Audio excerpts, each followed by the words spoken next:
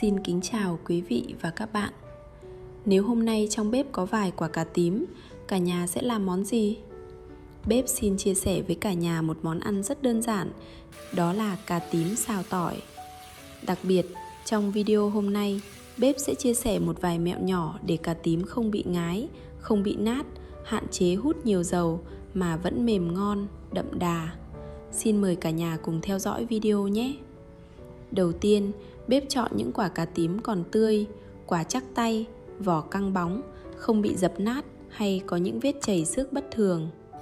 Cà tím sau khi mua về đem rửa sạch, cắt bỏ 2 đầu quả cà rồi thái thành những miếng vừa ăn.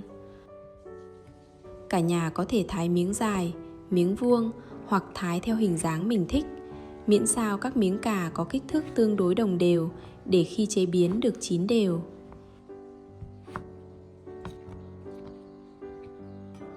Cà sau khi thái nên cho ngay vào chậu nước muối loãng và ngâm khoảng 15 phút.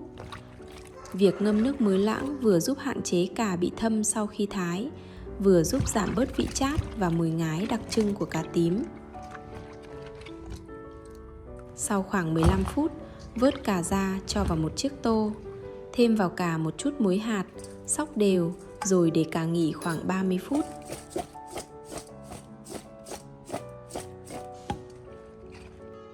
Trong thời gian chờ cà, bếp sẽ chuẩn bị những nguyên liệu còn lại. Đầu tiên là tỏi. Bếp dùng khoảng 2 đến 3 củ tỏi, đập dập rồi băm hoặc thái nhỏ. Tiếp theo là 2 đến 3 quả ớt cay, thái nhỏ. Lá lốt khoảng 10 lá, rửa sạch rồi thái sợi.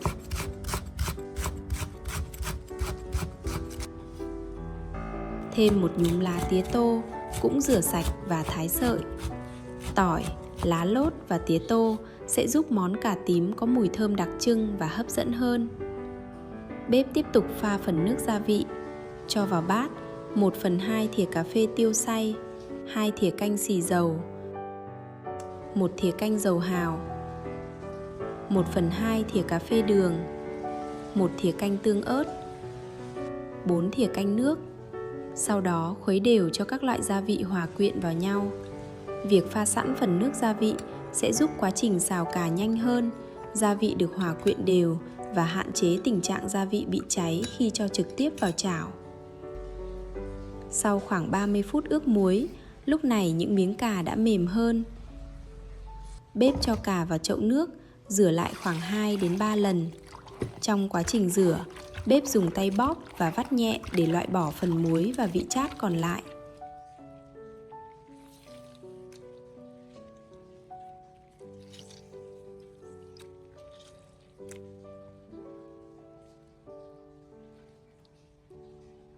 Sau đó, vớt cà ra và để thật ráo nước. Một mẹo nhỏ nữa là bếp sẽ áo một lớp bột bắp thật mỏng lên cà. Cho khoảng 1 thìa canh bột bắp vào tô cà, trộn thật nhẹ tay để bột bám đều bên ngoài từng miếng cà. Lớp bột bắp mỏng này sẽ giúp bề mặt cà nhanh se lại khi chiên và hạn chế cà hút quá nhiều dầu. Phần lá lốt sau khi thái sợi, bếp cũng cho vào một cái bát. Thêm khoảng 1/4 thìa cà phê bột bắp rồi trộn đều. Chỉ cần một lớp bột thật mỏng thôi nhé cả nhà. Bắc chảo lên bếp, cho vào một chút dầu ăn. Khi dầu nóng, cho lá lốt vào chiên. Đảo nhanh tay cho đến khi lá lốt se lại và có độ giòn thì vớt ra ngay. Không nên chiên quá lâu vì lá lốt rất nhanh chín và có thể bị cháy. Phần lá lốt giòn này sẽ được dùng để phủ lên trên món cà khi hoàn thành. Sau khi lấy lá lốt ra, bếp cho cà tím vào chảo. Chiên cà trên lửa vừa. Trong quá trình chiên, bếp lật nhẹ các mặt để cà chín đều. Không nên để lửa quá lớn vì bên ngoài cà có thể bị cháy, trong khi bên trong chưa kịp mềm. Chiên cho đến khi các mặt của miếng cà chín mềm, bên ngoài se lại và hơi vàng là được. Thời gian chiên có thể khoảng 10 đến 15 phút, tùy kích thước miếng cà và mức lửa của mỗi gia đình. Khi cà đã đạt yêu cầu, bếp tắt bếp và gắp cà ra. Đến phần xào cà với tỏi và nước gia vị, Bếp dùng một chiếc chảo sạch, cho vào chảo một chút dầu ăn. Khi dầu nóng, cho phần tỏi đã băm vào phi thơm. Khi tỏi bắt đầu vàng và dậy mùi thơm, bếp đổ phần nước gia vị đã pha vào, rồi đun tiếp cho hỗn hợp sôi lên. Lúc này, cho toàn bộ phần cà tím đã chiên vào chảo, tăng lên lửa lớn và đảo nhẹ tay để phần nước sốt bám đều vào từng miếng cà.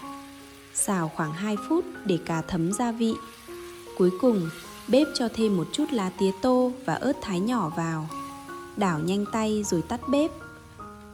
Không nên xào quá lâu ở bước cuối vì lá tía tô sẽ mất mùi thơm và cà có thể bị nát.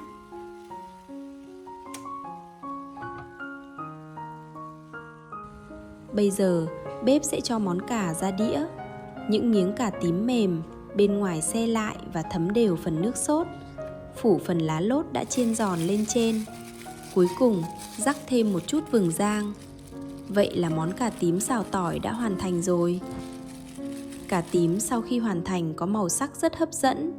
Miếng cà mềm, béo tự nhiên, thấm đều vị đậm đà của phần nước sốt.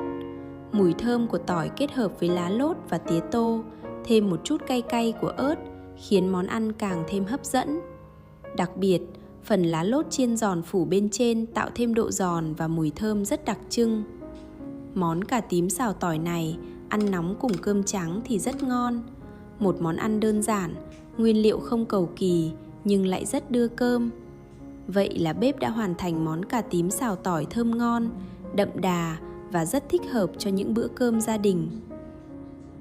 Nếu thấy công thức của bếp hữu ích, cả nhà hãy đăng ký kênh Bếp Bà Bé Bi, nhấn chuông thông báo để không bỏ lỡ những món ăn mới của bếp.